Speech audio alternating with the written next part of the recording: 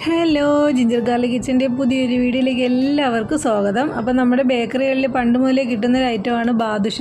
നമുക്കതെങ്ങനെയാണ് ഉണ്ടാക്കുന്നതെന്ന് നോക്കാം.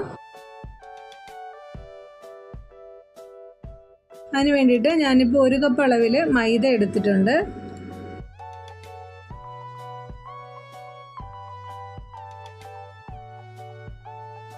നമുക്ക് ഒരു 1/4 ടീസ്പൂൺ അളവിൽ ഉപ്പ് ഇട്ട് കൊടുക്കാം.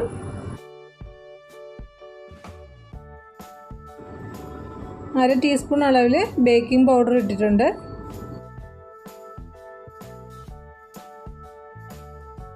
കാൽ കപ്പ് അളവിൽ നെയ്യ് ഒഴിച്ചു കൊടുക്കാം.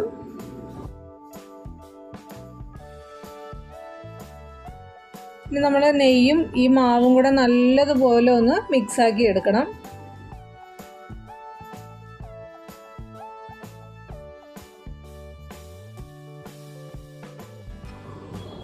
ഇനി നമുക്ക് ഇതിൽ കുറച്ചായിട്ട് പാലൊഴിച്ചിട്ട് ഇത് നല്ലതുപോലെ കുഴച്ചെടുക്കാം.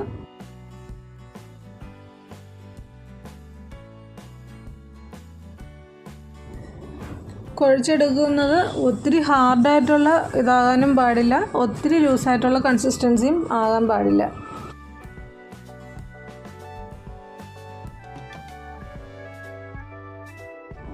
ഈ ഒരു പാകത്തിനാണ് നമുക്ക് മാവ് കിട്ടേണ്ടത്.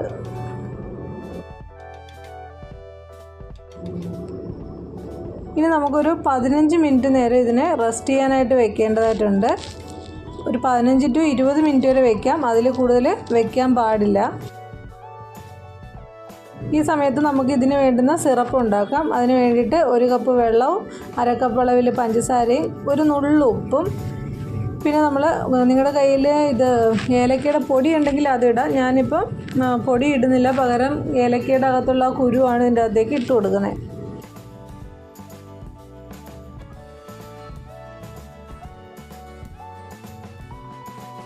പിന്നെ നമ്മൾ ഇതിന് കളറിന് വേണ്ടിയിട്ട് ഞാനിപ്പോൾ കുങ്കുമപ്പൂവാണ് ഇട്ട് കൊടുക്കുന്നത്. നിങ്ങളുടെ കയ്യിൽ ഇതില്ലാന്നുണ്ടെങ്കിൽ റെഡോ അല്ലെങ്കിൽ ഓറഞ്ച് കളറോ ഒരു ഡ്രോപ്പ് അളവിൽ ഇട്ട് കൊടുക്കാം.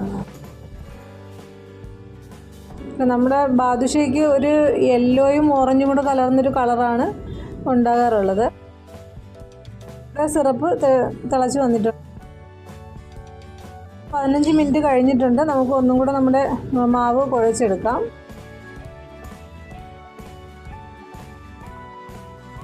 ഇനി നമുക്കിതിനെ ബോൾസ് ആക്കി എടുക്കാം.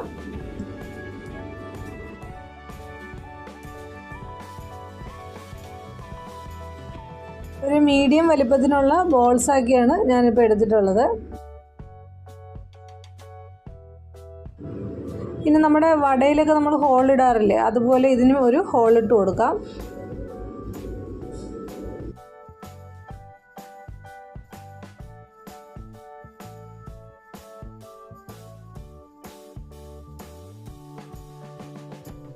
ഇതുപോലെ ബാക്കിയും കൂടെ നമുക്ക് ഹോൾസ് ഉണ്ടാക്കി അവിടെ മാറ്റി വയ്ക്കാം. ഒരു ചീനച്ചട്ടി വെച്ചിട്ടുണ്ട്. അതിൽ എണ്ണ ചൂടായി വരുമ്പോഴത്തേക്ക് നമുക്ക് ഓരോന്നായിട്ട് ഇട്ട് കൊടുക്കാം. ലോ ഫ്ലെയിമിൽ വേണം എണ്ണ ചൂടാക്കി എടുക്കേണ്ടത്. ലോ ഫ്ലെയിമിൽ കിടന്ന് തന്നെ ഇത് ഫ്രൈ ആക്കിയും എടുക്കണം. ഹൈ ഫ്ലെയിമിലിട്ടിട്ട് എടുക്കരുത്, പെട്ടെന്ന് തന്നെ അതിൻ്റെ കളറും എല്ലാം പോവും, അകത്ത് വെന്ത് കിട്ടുകയില്ല. ഇത് ഫ്രൈ ആയി വന്നാൽ നമ്മൾ ഉണ്ടാക്കി വെച്ചിരിക്കുന്ന ഷുഗർ സിറപ്പിലേക്ക് ഇതിട്ട് കൊടുക്കാം. അപ്പോൾ ഷുഗർ സിറപ്പ് അത്യാവശ്യം ചൂടുണ്ടാകണം. അപ്പോൾ അതിൻ്റെ അകത്തേക്ക് ഇട്ട് കൊടുത്ത് കുറച്ച് നേരം കഴിയുമ്പോൾ തന്നെ ഇത് നമ്മൾ മാറ്റിയെടുക്കണം. കാരണം ഇത് വളരെ സോഫ്റ്റാണ്. അപ്പോൾ ഷുഗർ സിറപ്പിൽ ഓവറായിട്ട് കിടന്നു കഴിഞ്ഞാൽ ഇത് പൊടിഞ്ഞു പോകും. അടിപൊളി ബാദുഷ ഇവിടെ റെഡി ആയിട്ടുണ്ട്. അപ്പോൾ എല്ലാവരും ഒന്ന് ട്രൈ ചെയ്ത് നോക്കുക.